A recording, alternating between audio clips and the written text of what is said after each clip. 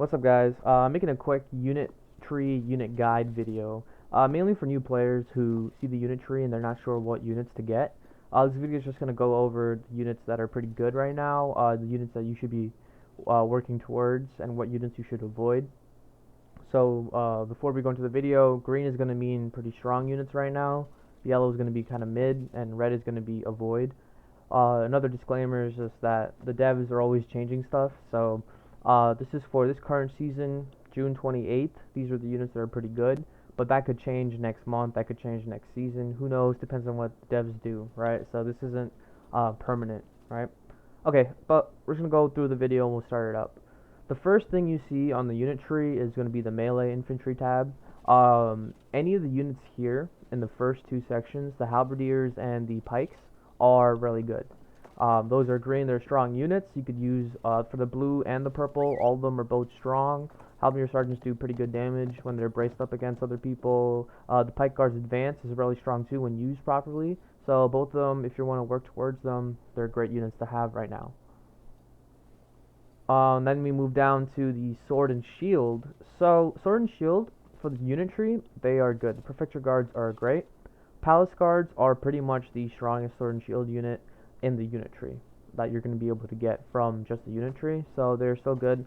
They're not as great as they used to be. They used to be really good before, but they're still pretty good. You can get a good amount of kills with them. Iron Reapers right now is pretty mid.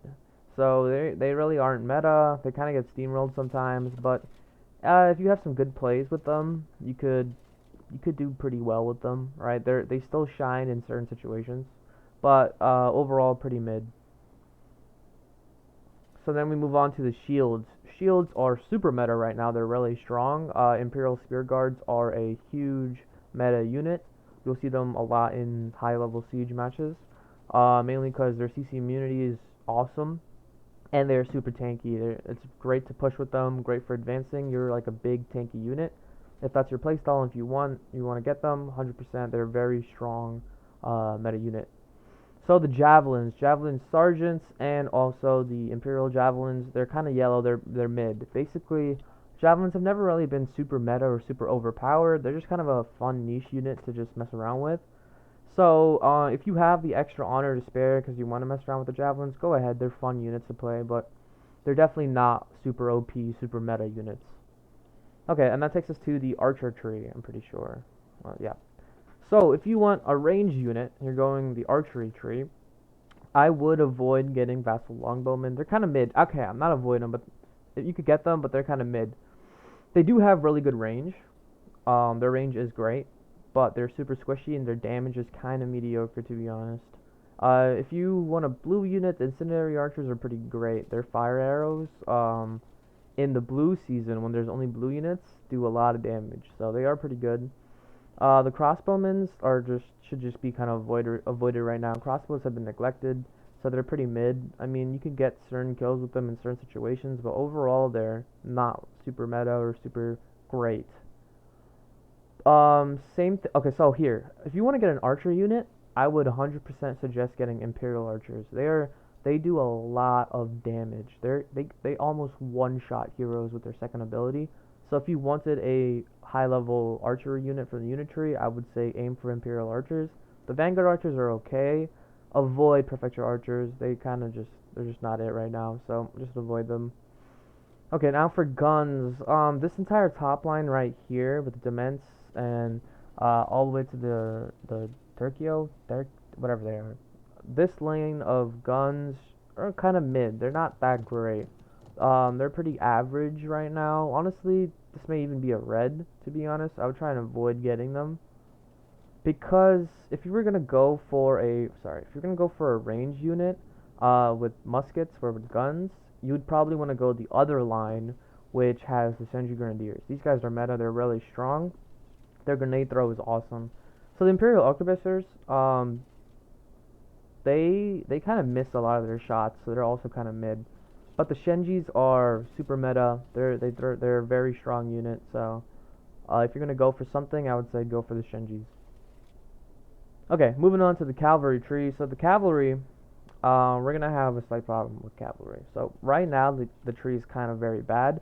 other than Dagger Axe Lancers. Dagger Axe Lancers are actually really strong right now. They're probably the best cav in this tree right now. Even the yellow cav right now is kind of a miss. So first of all, let's go over this. Dagger Axe is a huge green, super meta, super strong. The heavy cavalry, the Prefecture heavy cavalry, they're okay in certain situations. You can have fun with them, and they do okay. The yeomen you should just avoid entirely. Right now they're just really bad, so I would just avoid that entirely. But if you want Cataphract Lancers or Winged Hussars, you have to get yeomen anyway.